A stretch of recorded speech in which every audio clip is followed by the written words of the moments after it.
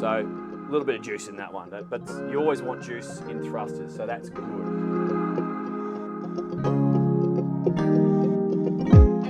Hopefully you can tell that the props have just got so much juice.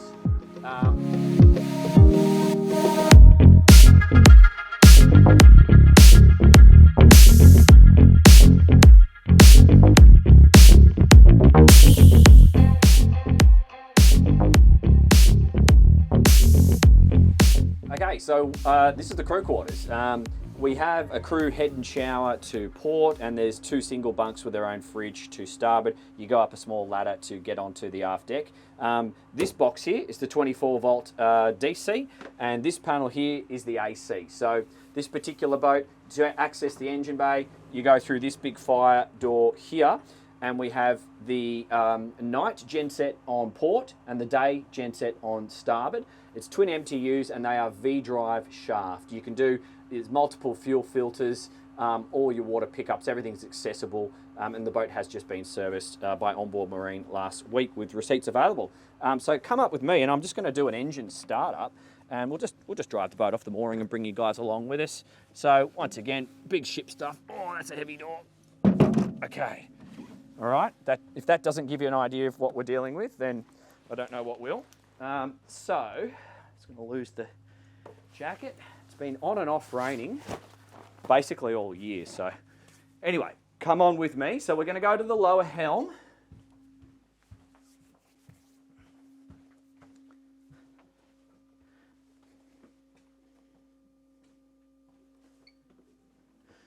All right, so what I've just done, I've just turned on one of the extractor fans, and I'm going to do port and then starboard engine at a time. So I have a key just here, 1 and 2. What that's going to do is activate power to both motors, and you can hear the beeping, and that's going to start up our engine, as essentially ECU computers. So initially I can see the hours gauge come up. I've got 968 on port, 952 on starboard, and I'm just waiting for the computers to boot up like you would essentially on most systems. You don't just go for a straight start up. So this one's almost ready, and then here we go, boom, boom. So once they have both come alive, I then press command just here. So that was telling me I don't have command. Now that I've pressed command, the light has engaged. It's telling me that I do have command. And then for my own uses, I'm just going to scroll down so I've got some useful engine data. And then what I'm going to do, I'm just going to check that the green light here is on, which says, very simple, ready for start, stop. So double checking neutral, which I am, looking around, all clear, and I'm just going to go for a start. So it's just one press. There we go. I can see that my revs have come up. It'll probably rev a little bit higher before she drops down. And there you go. And then I'm just going to do the same on start. On starboard. Starboard on start is what I'm trying to say. There we go. We have power. So once again, revs up and down.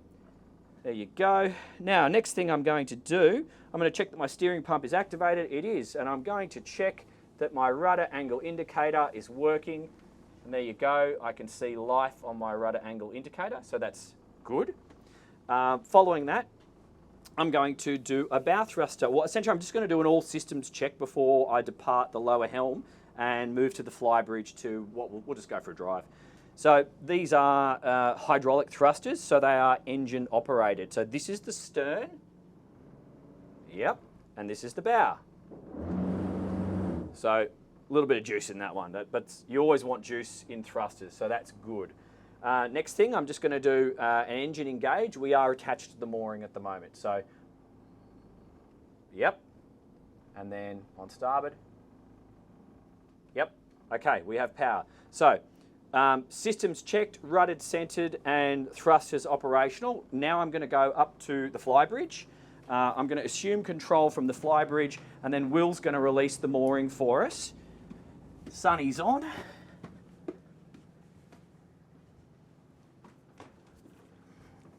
So visibility, like I can't see the mooring, which you wouldn't expect to on a boat of this size. So to resolve that, just make sure you've got good communication with your crew. or mount cameras. Some people do that on boats of this style. So the command button, same as what we had downstairs, replicated at the Flybridge. I now press that. That's going to flash and then go steady. So now I'm going to do the same again. I'm just going to confirm that I have command, which I do. Okay, so that's great. That's useful. And then I'm going to do the same again. I'm going to check that my thrusters are operational, which they are. Now, Will, give me that camera. I'll just sit that down here, so hopefully you guys can just see. Will, you go down to the bow. I'll try and get that in shot so you guys can see what we're up to. And I'll just have a little yarn with you. So Will's just on his way down to the bow. We've just got a mooring. It's just a straight release. And ready when you are.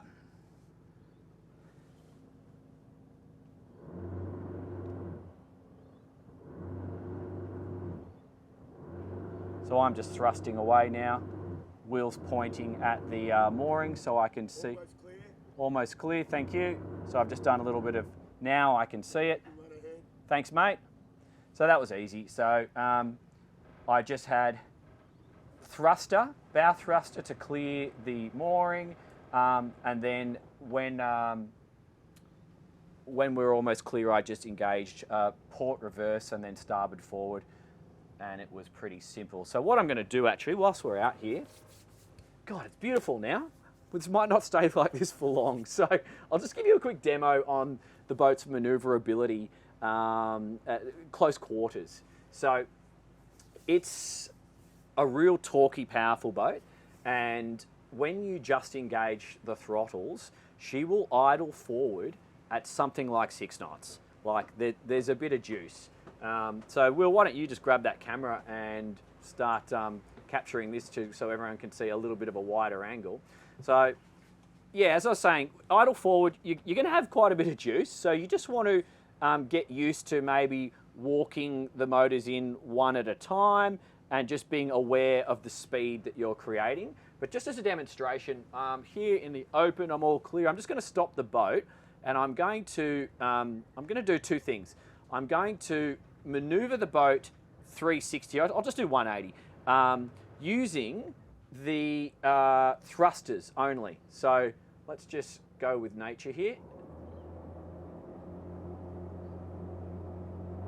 So I can actually, because they are hydraulic, I can actually just stay on these thrusters because they're engine driven. But hopefully this gives you an idea of what we're able to achieve just with those thrusters, and you can just stay on the power.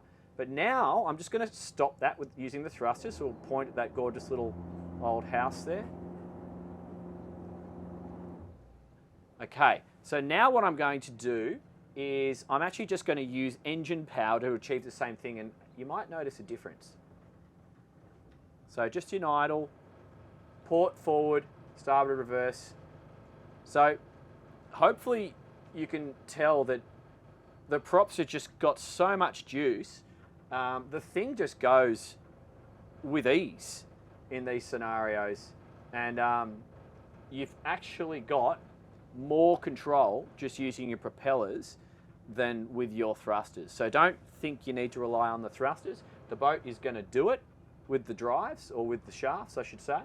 And yeah, you're going to be happy. Oh, look at all that muddy water we're kicking up. Isn't that lovely? So we'll just have a little cruise. We might just have a bit of a drive. We're not going to be going fast in this drive. We will do another video, another day, which is going to be separate to this, of us driving the boat at speed. The weather's just not allowing us to achieve that today. My drone doesn't like the rain, so we have to be a little bit cautious of the weather. So we'll just leave this no wash zone, and I'll bring the boat up to a little bit of speed, not too much waves, and we'll probably just wrap it there, I think, because yeah, if you are interested in the boat going a bit faster, you'll just have to stay tuned, and I reckon we'll have that finished in a couple of weeks for you. So yeah, anyway, from the Flybridge, direct line of sight from the seated position to the bow. I can't see the stern, so we'll have to utilise a crew or cameras for that if that's of concern. But we do have a wing station. Yeah, go out there and have a look at the stern, Will. we do have it's not a wing station, it's a remote control mounted in the equivalent spot of a wing station, so starboard aft on a nice long cable. So that's how we will be parking the boat at the end of the day today. And so what you do, similar to what we just did, transferring from lower to upper helm, you just transfer to the remote control out the back. So also, it's worth noting with the design of this bimini, as it curves down at the sides, you are not going to get sunburnt up here on a summer's day. You've got ample protection, even with low light. This curve, obviously it's designed for aerodynamic purposes to stop the wind getting underneath it, but it works really, really well for giving you protection. So if you're worried about the sun, that's not going to be a huge concern. So now in that idle forwards, actually just show them our wake, Will. I want you to just pay attention, see how we're not actually making any waves. So even though it does move at a bit of a speed, you're not going to offend anyone. And also the wake immediately behind the boat, it's not too aerated, which means that we have efficient propellers driving us, where we're getting a reasonable amount or a very good amount of efficiency for what we have available to us. So we are just leaving the no wash zone. So I'm just going to bring the boat up very slightly through the rev range. There we go. So that's just a little notch up. That's just taken me to about 850 revs, maybe 875. I'm just looking at the analog gauge there, which is why I'm not exact. And you can feel a pickup. You don't see any extra wash, but there's definitely a speed increase. I probably should have turned my chart plotter on to tell you, but I'll have to just estimate that for now. That feels like 8 knots. That feels like 8 knots. I'm going to go to the left, and I'll just increase it a little bit more. So this is a very social speed. You know, you can imagine yourself here at this helm conversing with your guests, assuming this sideways stance and just having a good day. You really are in control of your surroundings. And if you've driven any boat, like anything from 45 feet and up, with a little bit of practice on something like this, you are not going to be overly stressed out, because bigger, heavier boats move slower. It takes more effort from the wind and nature to overtake your boat. So they do kind of sit in the water a little bit more solid and securely than perhaps something that, if you're stepping up from a smaller boat, than what you would be used to. But I reckon I'll just nudge it up a little bit more. Okay, I'm just seeing 1,000 revs there and some very grey clouds, so we'll just be cautious of how much more of this we do. And that's not making any waves, but we're starting to make a little bit of swell, I should say. But the angle out the back of the boat is quite a wide one, as you would expect from a boat of this size. So let's just give it a little bit more, and then we'll wrap it there, I think. So we'll just get it to 1,100 revs. You know, that is a considerable speed. This is the kind of speed that you would be content with going down the harbour, and any scenario where you're passing beaches and other boats and you don't want to be that offensive guy who puts off massive amounts of wash. We're putting off rolling waves. They're not breaking, but they're big enough to let people know that you're passing, but not ruin their day. So that feels like we've settled into a speed of about 10 knots, I would say. I'm estimating that because I didn't turn the chart plotter on. Anyway, I hope you learnt a thing or two about the operation of the vessel. We will do a faster video when Mother Nature allows us. If you are interested in this boat, or if you want to see a detailed walkthrough, there is a video to show you the layout of this boat. Follow the link in the description, and I'll put a couple of links on the screen as well. My name's Dan Jones. This has been The Boat Brokerage. Thank you, and I look forward to walking you through in person. Thanks.